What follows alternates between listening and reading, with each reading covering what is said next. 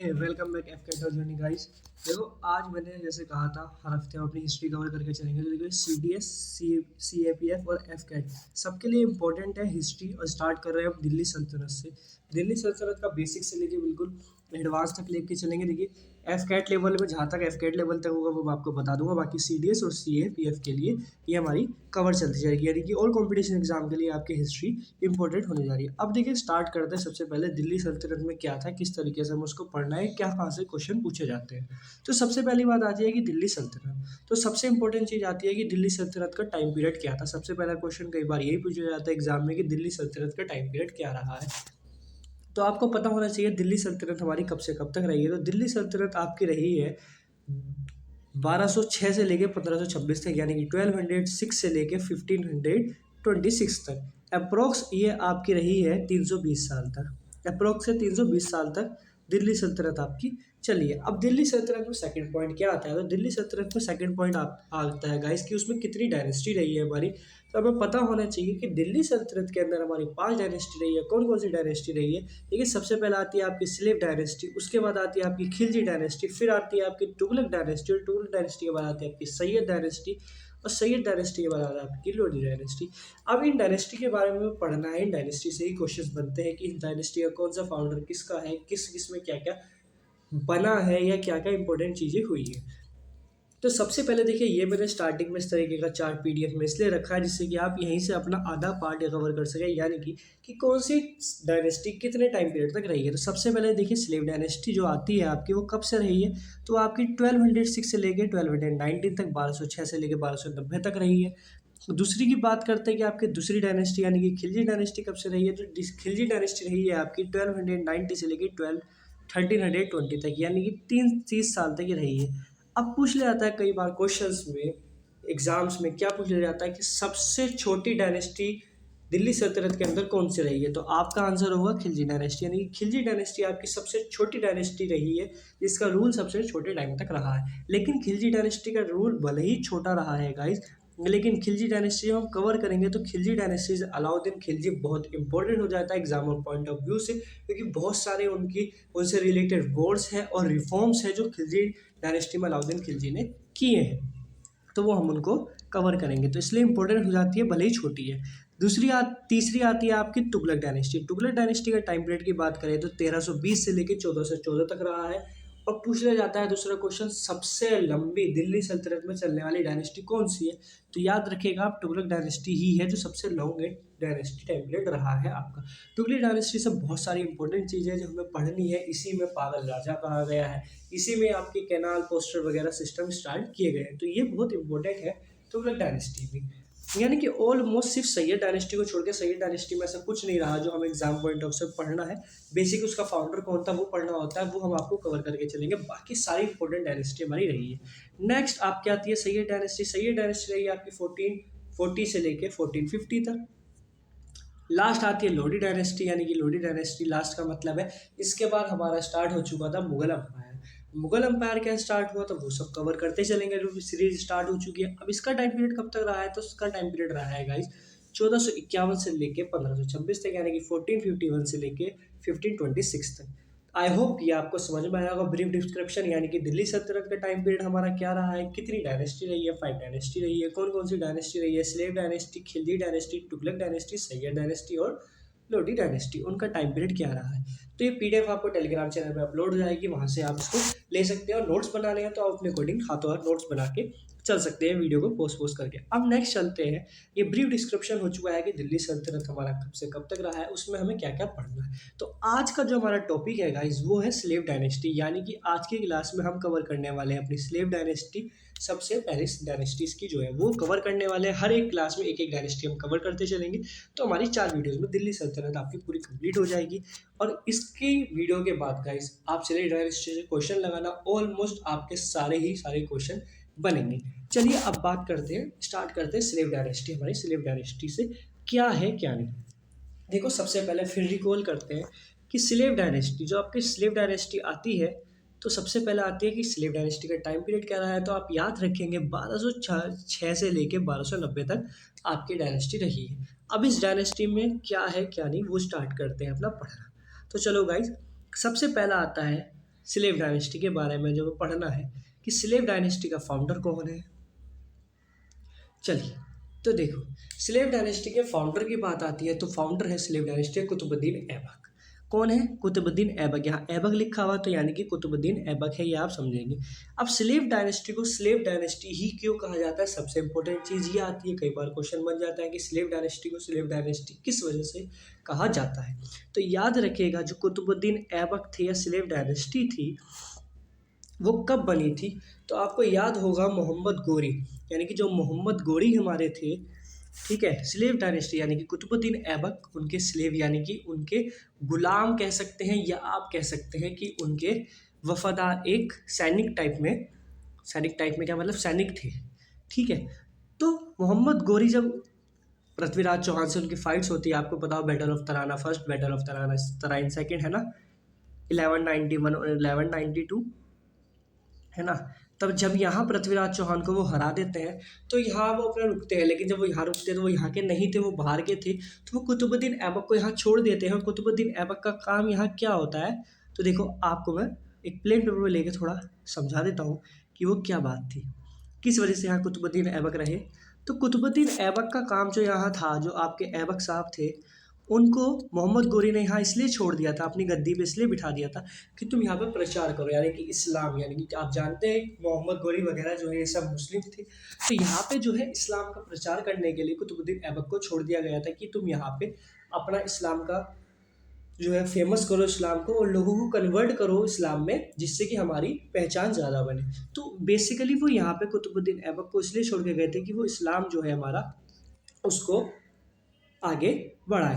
तो कुतुबुद्दीन ऐबक ने बहुत अच्छे से इस चीज़ को काम किया। मोहम्मद गोरी एक बार वापस आए भी कुछ सालों बाद देखने कुतुबुद्दीन ऐबक कर रहे हैं, तो देखा कि बहुत अच्छा काम कर रहे हैं, उनसे खुश होके फिर उनको फाइनली यहाँ ये मतलब दिल्ली सल्तनत को छोड़ के उनके ऊपर प्रॉपरली उनको राजा बना के भागे, वे अब अपना वापिस चले गए। पहले एज ए हैंड ओवर, जिसे बोलते हैं ना कि आप कहीं बाहर जा रहे हैं, अगर आज के टाइम में देखें तो कई बार लोग बाहर जाता है तो वो उसको क्या बोलते हैं, याद नहीं आ रहा गाइस मुझे, मतलब उसको होल्ड दे देते हैं ना कि वो आप मेरे पीछे कुछ भी डिसीजन ले सकते हो, सब कुछ आप ही करता धरता है।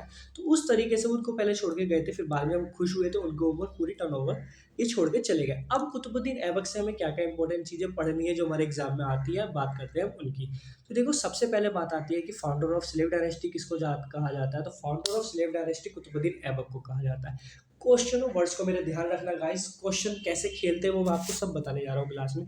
कि फाउंडर ऑफ स्लेव डायनेस्टी, सिर्फ फाउंडर आए स्लेव डायनेस्टी का तो कुतुबुद्दीन ऐबक है। कुतुबुद्दीन ऐबक ने कैपिटल कहाँ बनाई थी, सेकंड क्वेश्चन ये आ जाता है, तो लाहौर। दिल्ली सल्तनत है लेकिन दिल्ली सल्तनत की कैपिटल अभी दिल्ली में शिफ्ट नहीं बनी है, कैपिटल लाहौर में है, तो ये याद रखिएगा।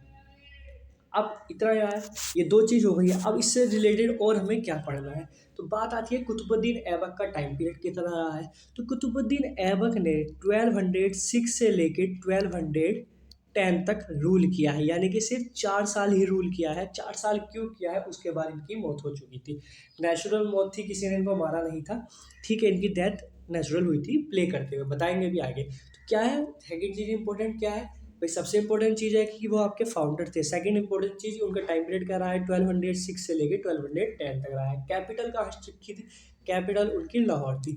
अब इनसे इंपॉर्टेंट और चीज़ क्या आती है, इनसे इंपॉर्टेंट चीज़ आती है इन्होंने क्या बनवाया है और इनको क्या क्या टाइटल मिले हुए थे। तो अब बात करते हैं कि इन्होंने क्या क्या बनवाया है गाइस। तो बात चलते हैं कि इन्होंने इनके द्वारा क्या क्या बनवाया गया है, या चलो सबसे पहले इनकी बात कर लेते हैं टाइटल, कि इनको क्या क्या टाइटल मिले हुए थे।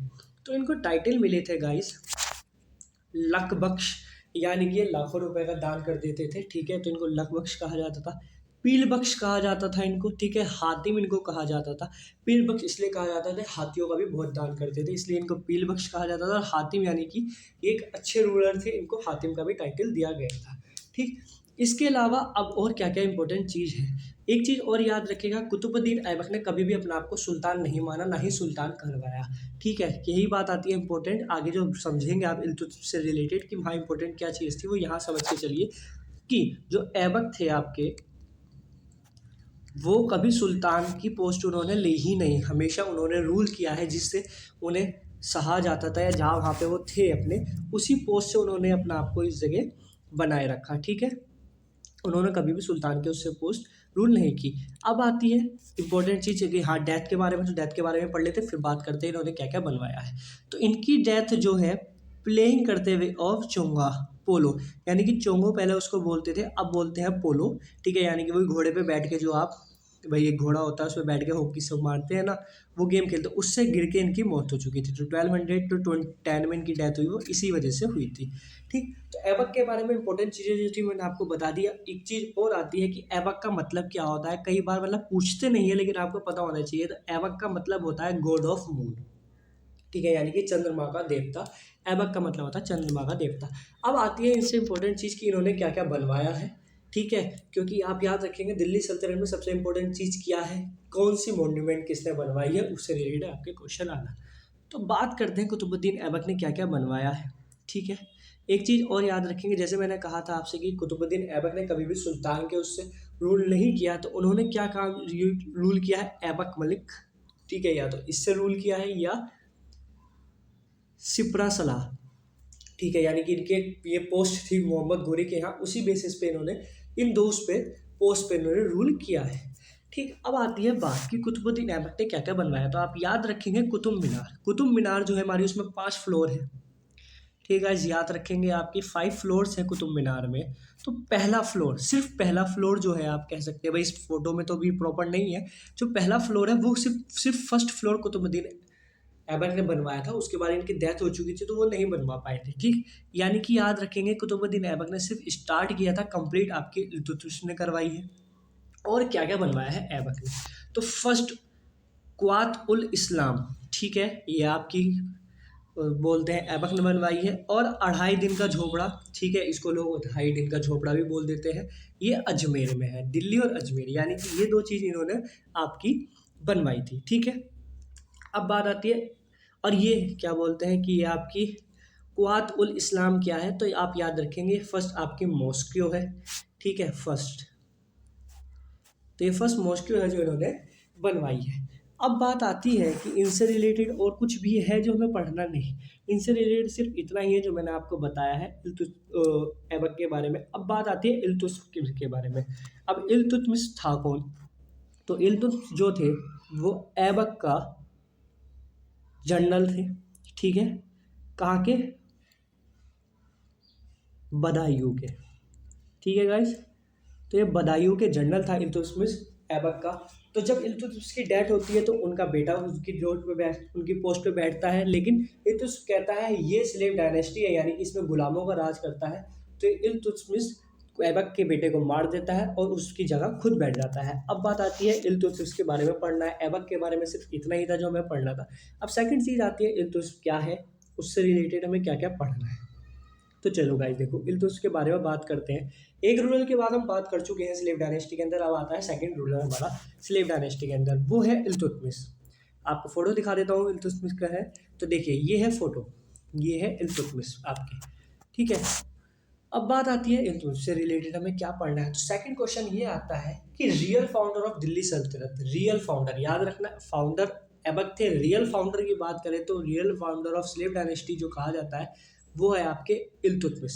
क्यों, क्योंकि इल्तुतमिश ही है जिसने लाहौर से कैपिटल को दिल्ली शिफ्ट किया, और सल्तनत कौन सी थी, दिल्ली सल्तनत, इसलिए real founder of slave dynasty Iltutmish को ही कहा जाता है। और वो इस वजह से क्योंकि ऐबक ने कभी भी सुल्तान की उस पर राज नहीं किया, लेकिन इल्तुतमिश ने अपने आप को सुल्तान माना, तो इसलिए ही बात की जाती है कि real founder of slave dynasty कौन है, वो इल्तुतमिश है। अब बात आती है कि दिल्ली कैपिटल शिफ्ट कब की, ठीक है, इससे रिलेटेड भी क्वेश्चन बन जाता है। तो आप याद रखिएगा जो दिल्ली कैपिटल शिफ्ट की गई थी आपकी, वो की गई थी 1230 में, ठीक है, 1230 में शिफ्ट की थी दिल्ली कैपिटल इन्होंने।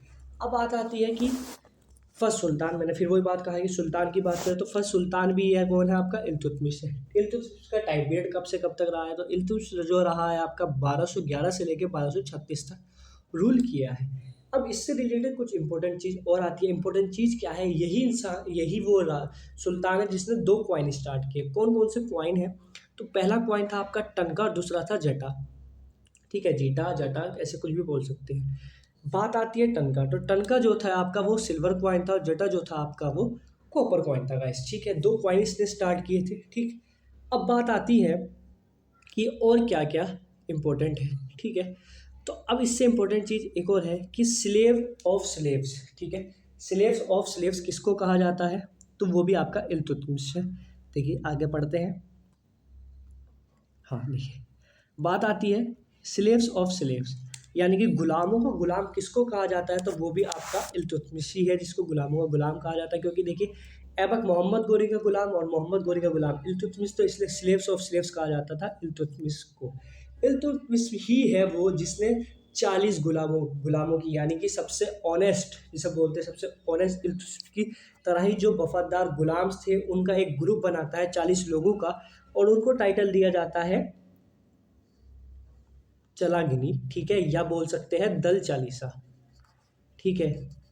क्या थे, दल चालीसा। ये दो मतलब टाइटल है, ठीक है। ये यानी कि ये लोग वो थे जो कुछ भी कर सकते हैं, नहीं कट्टर दिल काट फाड़ सबके लिए बिल्कुल बिना किसी डरे फिगर ये करने वाले थे। तो यही इसने ग्रुप बनाया था। और इम्पोर्टेंट चीज़ क्या आती है कि बैटल, ठीक है, एक बैटल आती है। कौन सी बैटल है, बैटल ऑफ तराइन थर्ड, ठीक है। दो के बारे में पता है, पृथ्वीराज चौहान के बारे में। थर्ड कब हुई थी, 1215 में होती है थर्ड बैटल ऑफ तराइन। किस किस के बीच में होती है, बीच होती है इल्तुतमिश और यालुदुज, ठीक है। अब यालुदुज कौन था, तो इसकी बात करें तो ये भी आपका मोहम्मद गोरी का गुलाम था। मोहम्मद गोरी के 4 गुलाम थे, कुतुबुद्दीन ऐबक, ठीक है, यदोज, ठीक है, बख्तियार खिलजी, एक और था भी मुझे याद नहीं आ रहा। तो ये सब इनके गुलाम थे। तो इल्तुतमिश से यलदौज इसलिए लड़ता है कि भाई ये कुतुबुद्दीन ऐबक के बाद मेरा हक था, इल्तुतमिश क्यों आया, तो इसलिए लड़ता है और इल्तुतमिश यहाँ पे उसको हरा देता है, ठीक है। अब इससे रिलेटेड एक इंपॉर्टेंट चीज़ और पढ़नी है हमें इल्तुतमिश से। वो इंपॉर्टेंट चीज़ क्या है, तो चलिए वो भी समझते हैं। आपको हिस्ट्री में एक नाम हर किसी को याद होगा, हिस्ट्री उसने कभी पढ़ी हो या ना पढ़ी हो, वो नाम है चंगेज़ खान।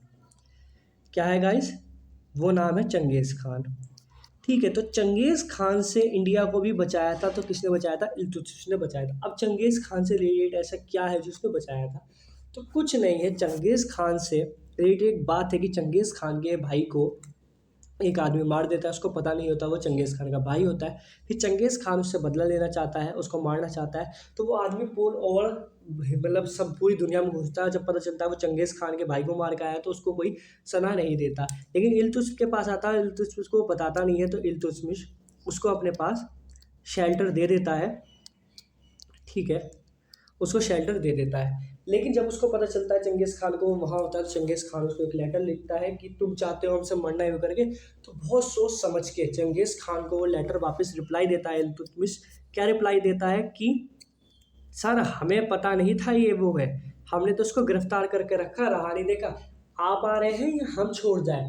तो उससे क्या होता है, चंगेज़ खान से ठीक रहता है। चंगेज़ खान बॉर्डर पे ही, यानी कि सिंध के रास्ते से आते थे, आप लोगों को पता होता है, तो सिंध के ही वहीं जाके वहीं आता है, उसको मारता है और वापस चला जाता था। इस तरीके से चंगेज़ खान से भारत को किसने बचाया था, तो बात करें इल्तुतमिश, क्योंकि चंगेज़ खान के बारे में कहा जाता है कि चंगेज़ खान जिस भी शहर में या जिस भी देश में गया है, उसके सारे पुरुषों को मार दिया गया है। और ये चंगेज़ खान के बारे में जितने भी लोग मरते थे उन सबकी गर्दनों का ना मीनार बनवाता था, जैसे कुतुब मीनार होती है, इस तरीके से मीनार बनवा देता था, ठीक है। चंगेज़ खान का ही असली नाम तैमूर है गाइस, याद रखिएगा आप।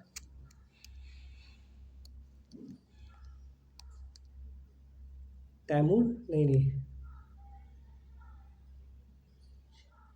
सॉरी, तैमूरचिया है ना, ये इसका रियल नेम था। अब नेक्स्ट बात चलती है कि इल्तुतमिश से रिलेटेड हमें एक चीज़ और पढ़नी है। वो क्या है, वो है आपकी कि फादर ऑफ टॉम, ठीक है। क्या, फादर ऑफ टॉम, यानी कि कब्र कि फादर ऑफ टॉम कंस्ट्रक्शन, यानी कि जो टॉम यानी कि जो इमारत आपकी ग्रेव्स बनती है, उनका फादर किसको कहा जाता है, तो इल्तुतमिश को ही कहा जाता है। अब इल्तुतमिश ने ही एक चीज़ और स्टार्ट की थी, इल्तुतमिश ने ही आपका इक्ता सिस्टम इंट्रोड्यूस किया था इंडिया के अंदर, ठीक है। कौन सा, इक्ता सिस्टम। तो अगर बात करें तो स्लेव डायनेस्टी में हमने कुतुबुद्दीन ऐबक पढ़ा, इल्तुतमिश पढ़ा। उम्मीद करता हूँ आपको इन दोनों के बारे में जितनी डिटेल्स मैंने दी है वो आपको समझ में आई होगी। जो भी डिटेल्स पीडीएफ में है वो अवेलेबल है। बाकी गाइस जो स्टोरीज वगैरह है वो माइंड में सेव कर लेना, क्योंकि हिस्ट्री हमेशा याद रखना, एक हिस्ट्री की तरह याद मत रखना, हिस्ट्री को हमेशा एक इंटरेस्टिंग सब्जेक्ट यानी कि स्टोरी के बेसिस पे याद रखोगे तो ज़िंदगी भर वो आपकी याद रहेगी। और मेरी कोशिश यही है कि आपको मैं एक स्टोरी के बेसिस पे समझाऊँ जिससे कि आपको ये सब चीज़ें याद रहे। तो इतना ही था। देखो अभी तक 2 चीज़ पढ़ी हमने, 2 रूल्स के बारे में पढ़ा, ऐबक के बारे में और इल्तुतमिश के बारे में। दोनों चीज़ आपको समझ में आई होगी मैं उम्मीद करता हूँ। अब नेक्स्ट मूव करते हैं हम थर्ड रूलर के बारे में। स्लेव डायनेस्टी के अंदर थर्ड रूलर कौन था? तो थर्ड रूलर की बात आती है तो थर्ड रूलर था रज़िया सुल्तान। अब रज़िया सुल्तान थर्ड रूलर कैसे बनी ये भी बहुत इंटरेस्टिंग कहानी है। तो चलो वो कहानी भी आपको पहले समझा देते हैं, फिर रज़िया सुल्तान के बारे में करते हैं हम बात। तो इल्तुतमिश की बात करें गाइस, तो इल्तुतमिश एक बार वॉर के लिए गया हुआ था और वहाँ पता चला कि इल्तुतमिश डिफीट हो रहा है। तो उसके जो बेटे होते हैं वो बेटे वहाँ जाते हैं, ठीक है, और बेटे जाते हैं कि जो भी भाई, क्योंकि अब नेक्स्ट राजा बनना था बेटों को, तो वहाँ बेटे जाते हैं और बेटे कहते हैं कि चलो वहाँ चलते हैं, हम रूल फाइट करेंगे और हम जीतेंगे तो पापा हमें हम में से जो फेमस होगा उसको रूलर बना देंगे। पता चला ये बच्चे उड़ गए, ये भी पिटने लगे। अब इल्तुतमिश परेशान हो गए कि मैं खुद को बचाऊं या इन लोगों को बचाऊं। लेकिन बाद में जब रज़िया सुल्तान को पता चला कि मेरे उसके भाई और उसके पापा दोनों पिट रहे हैं, तो उसने क्या काम किया, रज़िया सुल्तान ने लड़कों के भेष में कपड़े पहने और जंग के मैदान में चली गई और बहुत अच्छे से गुंडों को मारने लगी, यानी कि जिसके खिलाफ उनकी वॉर हो रही थी वहाँ पे बहुत अच्छा प्रिपरेशन करने लगी। लेकिन बाप तो बाप होता है, वो पहचान गए कि रज़िया सुल्तान है। वो उससे उनसे इतने खुश हुए कि जब वापस आए तो वो बोलते कि अपनी प्रजा से बोलते कि मुझे आपका नेक्स्ट रूलर मिल गया है, वो है आपके सब बच्चे खुश कि हम मिलेंगे हम मिलेंगे। वो बोलते हैं वो है रज़िया सुल्तान। और लोगों ने भी रज़िया सुल्तान को सुल्तान मानने के लिए मान लिया। तो रज़िया सुल्तान को लोग सुल्तान के उससे कहने लगे, लेकिन सब बच्चे चिढ़ गए। अब ये कहानी थी कि रज़िया सुल्तान का एक इंटरेस्टिंग पॉइंट कि वो यहाँ पे कैसे बनी। अब बात आती है कि रज़िया सुल्तान का क्या रहा कैसे रहा वो हम पढ़ते हैं। तो देखो सेशन अच्छा लग रहा हो तो लाइक सब्सक्राइब करना मत भूलना गाइस, ठीक है। अपने फ्रेंड्स को भी बता देना, पीडीएफ टेलीग्राम चैनल में मिल जाएगी, मैं फिर बता रहा हूँ। देखो अब बात आती है रज़िया सुल्तान की। तो रज़िया सुल्तान की बात करें तो सबसे पहले बात आती है रज़िया सुल्तान का बहुत छोटा टाइम पीरियड रहा है, यानी कि सिर्फ 4 साल तक रूल किया है। अब ये 4 साल भी रूल नहीं कर पाई, बस भाइयों से लड़ना इसी चीज़ में वे रह गई। लेकिन जब इल्तुतमिश की लड़ाई मतलब इल्तुतमिश की डेथ होती है तो उसके भाई क्या होता है, भाई गद्दी पे बैठ जाता है। और भाई गद्दी पे बैठ जाता है और रज़िया सुल्तान को गुस्सा आता है कि मुझे सुल्तान बनाया गया था। तो जब रज़िया सुल्तान बाद में अपनी जनता के पास जाती है तो जनता कहती है कि हम तो आपको बहुत पहले सुल्तान मान चुके हैं। तो रज़िया सुल्तान अपने भाई को मार देती है और गद्दी पे बैठ जाती है। लेकिन अब क्या होता है, रज़िया सुल्तान गद्दी पे बैठ जाती है, 4 साल तक रूल रहा है। रज़िया सुल्तान का सबसे पहला इंपॉर्टेंट पॉइंट कि फर्स्ट मुस्लिम लेडी सुल्तान या ओनली वुमेन लेडी सुल्तान इन स्लेव डायनेस्टी कौन थी, रज़िया सुल्तान थी, ठीक। दूसरा पॉइंट इनसे रिलेट किया था, इन्होंने 2 कॉइन स्टार्ट किए, क्या क्या थे, क्यूबा और क्यूला। क्यूबा आपका ब्रॉन्ज कॉइन था और क्यूला आपकी कॉपर कॉइन था, ठीक है। इनको कुछ टाइटल मिले, टाइटल क्या क्या मिले, टाइटल मिले न्याय की रानी, यानी कि न्याय बहुत अच्छा करती थी। दूसरा मिला इल्तुतमिश की बेटी और दूसरा मिला दिल्ली सल्तनत की महारानी, ठीक है। ये 3 टाइटल इनको मिले। लेकिन रज़िया सुल्तान रूल तो करी, लेकिन जितने भी रूलर थे वो सब आपके मेल थे। और आप जानते हैं स्टार्टिंग से इंडिया जो है एक पुरुष प्रधान देश रहा है, यानी कि हाँ, औरतों को लोगों ने समझाया कि ये नीचे दबनी रहनी चाहिए, जबकि ऐसा नहीं है, सब इक्वल होना चाहिए, ठीक है। तो यहाँ पे क्या हुआ, अब लोगों को मतलब जितने भी वहाँ पे रूल्स थे या जितने भी एम्प्लॉय थे कह सकते हैं, मतलब उनके दरबार में थे, उन सबको अब एक औरत के आगे झुकना पड़ा था, सजदा करना पड़ा था, उन सबको पसंद नहीं था। तो इतना रज़िया सुल्तान को भी समझ में आ रहा था भाई एक पढ़ी लिखी और एक काबिल औरत थी, तो इतना उनको भी समझ में आ रहा था। तो उन्होंने क्या करा, सबसे पहले उन्होंने कुछ चेंजेस किया। अब उन्होंने चेंजेस क्या किए, उनके 2 दोस्त, ठीक है, 2 फ्रेंड्स कह सकते हो, उन फ्रेंड्स को उन्होंने अपने यहाँ अपॉइंट कर लिया। अब वो फ्रेंड्स कौन कौन से थे, बात आती है उनकी। तो देखो उन फ्रेंड्स के बारे में बात करते हैं कि वो फ्रेंड्स कौन क्या क्या थे, ठीक। तो एक फ्रेंड्स तो था आपका, एक मिनट गाइस मैं स्पेलिंग देख लेता हूँ उसकी सही से प्रॉपर। हाँ देखो सबसे पहले तो था आपका अल्तुनिया, ठीक है, एक तो था अल्तुनिया, एक था आपका अतिगिन, ठीक। 2 ये इनके फ्रेंड्स थे। अल्तुनिया जो था वो आपका, ठीक है, अटिंगिन जो था ये तो आपका बदायूं का गवर्नर था, और अल्तुनिया जो था वो आपका था बगदार का, ठीक है। ये 2 यहाँ के गवर्नर थे, ठीक। इन्होंने इनको अपॉइंट किया, ये दोनों इनके फ्रेंड्स थे। लेकिन अल्तुनिया जो था फ्रेंड तो था, लेकिन वन साइडेड लवर भी था। ये चीज़ याद रखिएगा कि रज़िया सुल्तान का वन साइडेड लवर भी लवर भी रहा, लेकिन उसने कभी बोला नहीं। ठीक। लेकिन एक इंटरेस्टिंग पॉइंट रजिया सुल्तान की ज़िंदगी में ये आता है कि रजिया सुल्तान के घोड़ा, यानी कि जो रजिया सुल्तान का घोड़ा था, उसकी देखभाल करने के लिए एक आदमी रखा गया था जिसका नाम था याकूत। क्या नाम था? याकूत। अब रजिया सुल्तान जब भी अपने घोड़े में बैठने आती थी तो याकूत क्या करता था, अपने घुटनों के ऊपर बैठता, जैसे प्रपोज करते हो आप लोग, अपना हाथ आगे रखता था, उस पर उनका पैर रखवाता था, फिर उनको घोड़े पे चढ़वाता था। अब औरत थी बेचारी, फिसल गई, इस अदा पे उसकी वे फ्लैट हो गई और उससे करने लगी वे प्यार। ठीक है। अब याकूत को एक टाइटल और मिला था। याकूत को टाइटल क्या मिला था? याकूत को टाइटल मिला था अमीर इल कुर्द। सही से लिख देता हूँ गाइस, क्या टाइटल था? ये टाइटल था आपका अमीर ई या कुर्द। ठीक है। क्या था?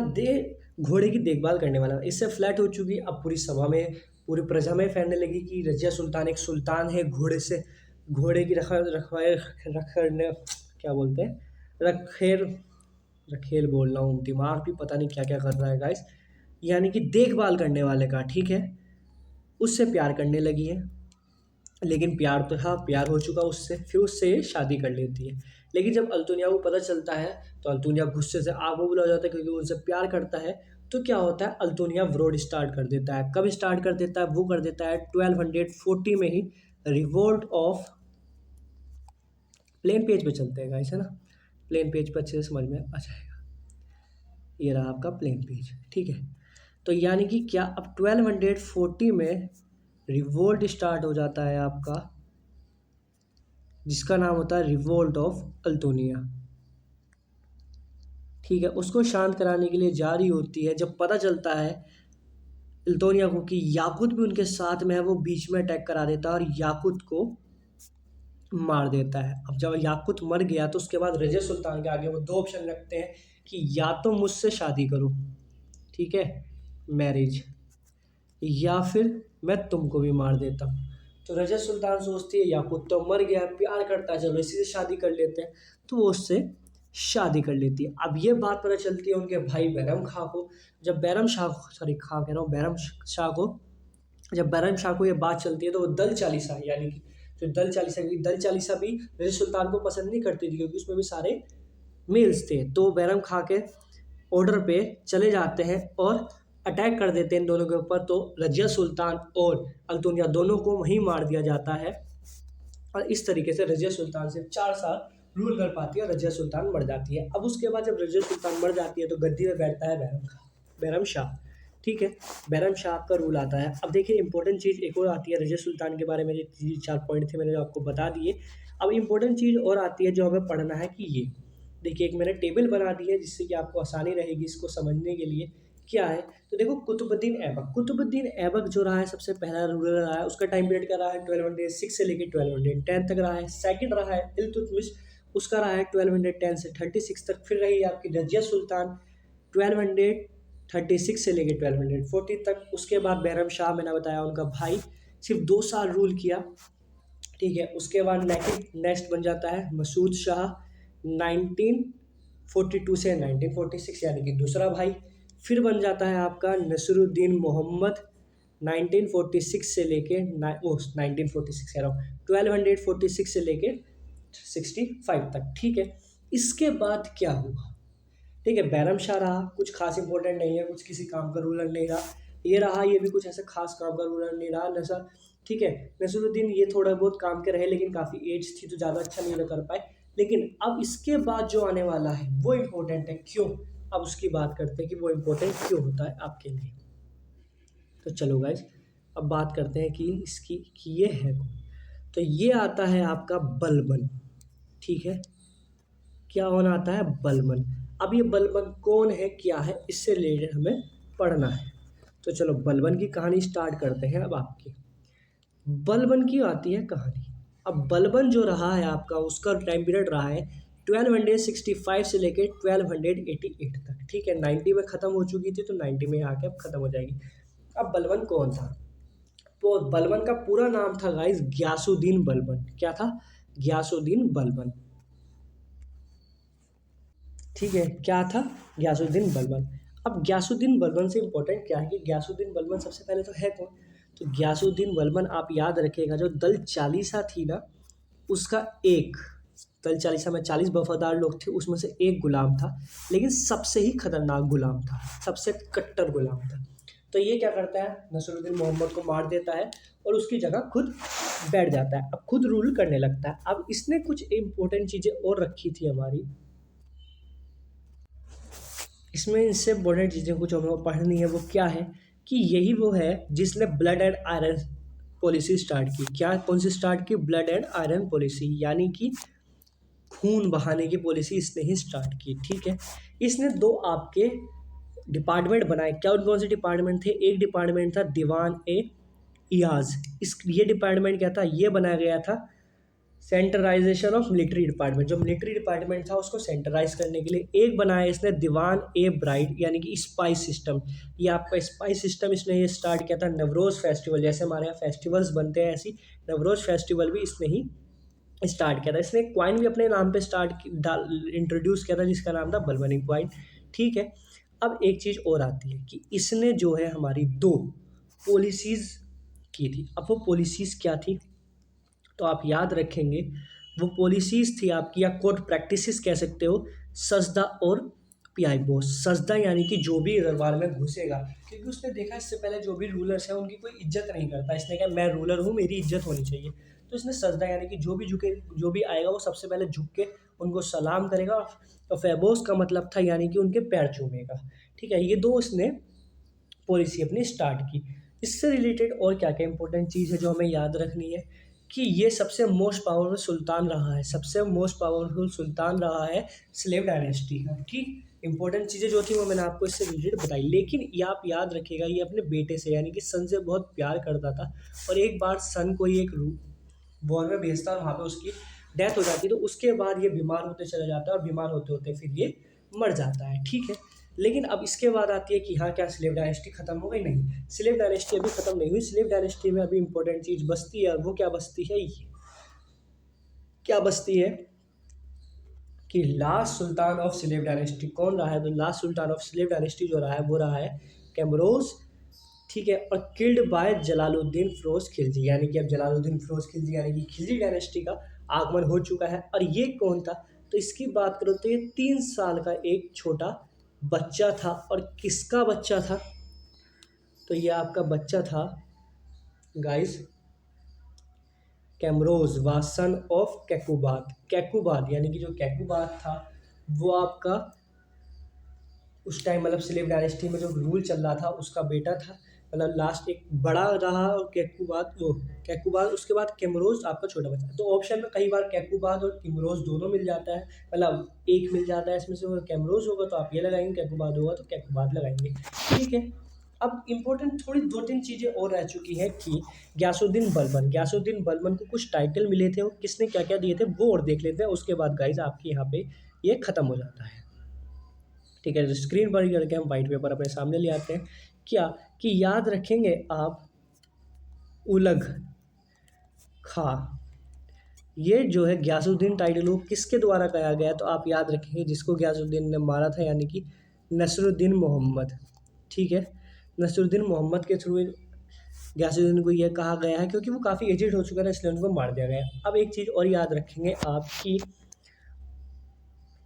दल चालीसा, हाँ एक चीज़ तो इम्पोर्टेंट रही गई गाइस कि दल चालीसा, जो दल चालीसा थी उसको भी ख़त्म किसने किया? वो गयासुद्दीन बलबन ने किया। क्योंकि गयासुद्दीन बलबन ने कहा जब मैं दल चालीसा को तोड़ के इन राजा को मार सकते हो तो कोई मुझे भी मार सकता है दल चालीसा में। तो उसने क्या काम किया, दल चालीसा के जितने भी लोग थे उन सबको अलग अलग मिशंस पे भेजा, उनके पीछे पूरी टीम भेज भेज के उन सिंगल करके उनको सबको मरवा दिया। तो दल चालीसा को भी ख़त्म इसने ही किया। तो यहाँ आपका ख़त्म होता है गाइस दिल्ली सल्तनत का स्लेव डायनेस्टी। उम्मीद करता हूँ आपको शेयर अच्छा लगा। शेयर अच्छा लगा तो लाइक सब्सक्राइब करना मत भूलना गाइस। चलिए तो फिर मिलते हैं अब आपकी नेक्स्ट क्लास में। कल डालेंगे गाइस हम रीजनिंग की क्लास। रीजनिंग में बच्चों ने टेलीग्राम पे कहा है कि डॉट सिचुएशन स्टार्ट करेंगे, तो डॉट सिचुएशन से हम उसको स्टार्ट करने जाएंगे। ठीक है, इससे पहले एवरेज की 2 क्लास डल चुकी है आपकी। चलो तो फिर मिलते हैं नेक्स्ट क्लास में। Bye bye guys.